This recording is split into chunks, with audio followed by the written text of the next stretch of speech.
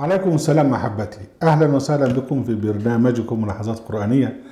وهذه الحلقة رقم 779 من كتاب الحج، وندخل فيها محورا جديدا عن الاختلافات في الحج السني، في تشريع الحج السني. وهذه الحلقة عن الاختلافات في الحج السني، محاولات التوفيق والتلفيق. وبنضطر طبعا ان احنا نقرا من اللي احنا كاتبينه واللي احنا قايلينه، عشان خاطر ده كلام بننقل كلام المشايخ دول يعني. الاختلافات هي السمة البارزة في فقه المناسك السني وفي الروايات. فعن أركان الحج نجد اختلافا بين المذاهب. فعند الأحناف هناك ركنان فقط للحج، وهما طواف الإفاضة والوقوف بعرفة. أما الشافعية والمالكية والحنابلة فقد قالوا بالأركان الأربعة للحج، هو الإحرام وطواف الإفاضة والسعي بين الصفا والمروة والوقوف بعرفة.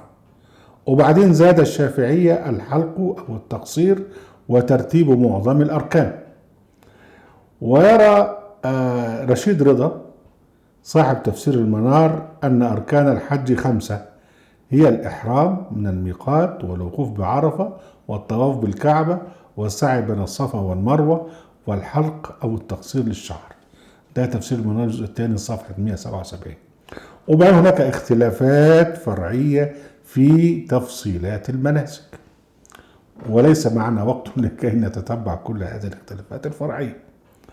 ولأن الحج يعني عبادة عالمية عملية يؤديها المسلمون بين قوسين المحمديون من قرون طويلة، برغم اختلاف أديانهم الأرضية، فقد بدأت مؤلفات حديثة تحاول أن تجمع الآراء السابقة وتوفق أو تلفق بينها.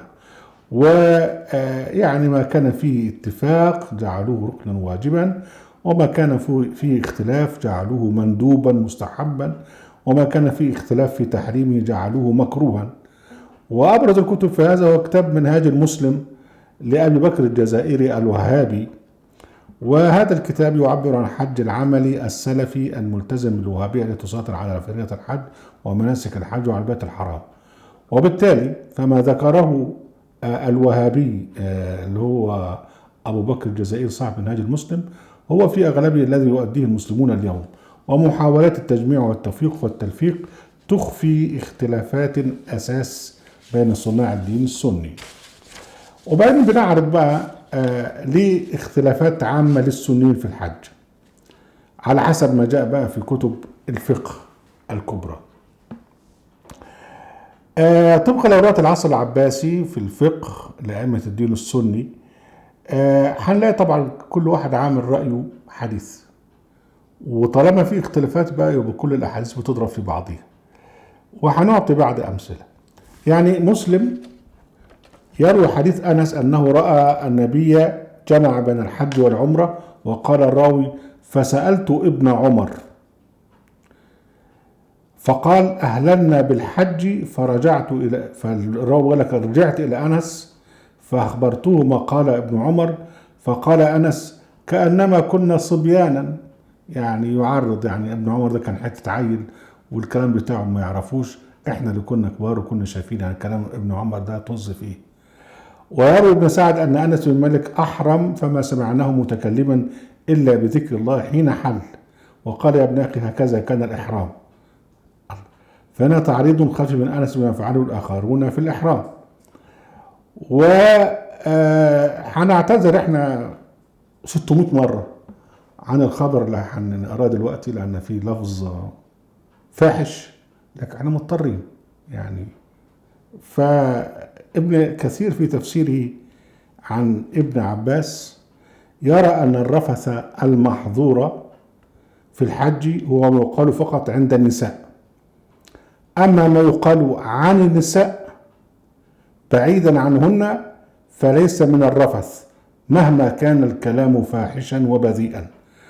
وبذلك الرواية بتقول: كان ابن عباس اللي هو عبد الله بن عباس يرتجز وهو في الإحرام بألفاظ فاحشة، فيروي أبو العالية الرياحي عن ابن عباس أنه كان يحدو أي يغني وهو محرم، فيقول عن الإبل التي يركبها، يقول وهن يمشين بنا هميسا إن تصدق الطير ننك لميسا.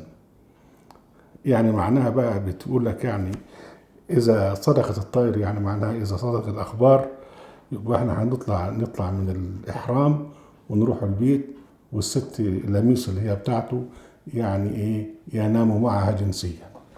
وكلمة يعني لا مؤاخذة النون والليه والكاف دي كلمة عربية فصيحة. ف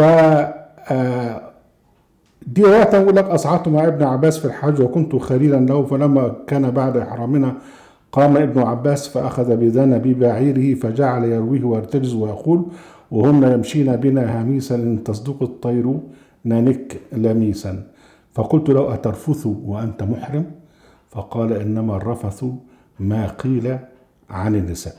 ده يا اخوانا مش الكلام ده مش جايبه من الاهرام ولا الاخبار والجمهوريه ولا المصري اليوم، انا جايبه من تفسير ابن كثير الجزء الاول صاد 237. احنا بنجري وبنجيب لكم الكلام طبعا المعروف ان الرفث هو جماع وما دونه، وابن عباس هنا بيتكلم كلام فارغ جدا. وطبعا الراجل ده من صناع الدين السني او هكذا رسمت له صوره في العصر العباسي. وفي رواية أخرى في صحيح مسلم ترى اختفى بين ابن عمر وابن عباس. يروي مسلم حديث عمر كنت جالسا عند ابن عمر فجاء رجل فقال أيصلح لي أن أطوف البيت قبل أن آتي الموقف؟ فقال نعم. فقال ابن عباس يقول لا تطف، يعني قال له ان ابن عباس بيقول لا تطف حتى تأتي الموقف. فقال ابن عمر فحج رسول الله فطاف البيت قبل أن يأتي الموقف. فيقول رسول الله أحق أن تأخذ به أو تقول أو بقول ابن عباس. يعني هنا اختلاف بين اثنين، بين ابن عمر وابن عباس. وفي رواية أنه سأل رجل ابن عمر أعطوه البيت وقد أحرمت بالحج، فقال وما منعه؟ قال إني رأيت أن فلانا يكرهه وأنت أحب إلينا منه، رأيناه قد فتنته الدنيا. فقال وأينا وأيكم لم تفتنه الدنيا؟ ثم قال رأينا الرسول الله أحرم بالحج وطاف البيت صعب الصفا والمروة، فسنة الله ورسوله حق أن تتبع من سنة فلان إن كنت صادق.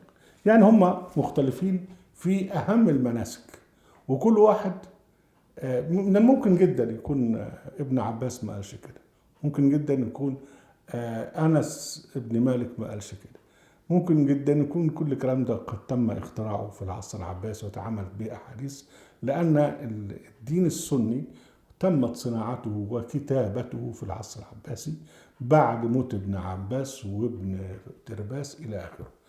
اهلا وسهلا بكم احبتي ونرجوكم لحظات قرانيه في قناه اهل القران في موقع القران. لا تنسوا المشاركه بشير ولايك، وعليكم السلام.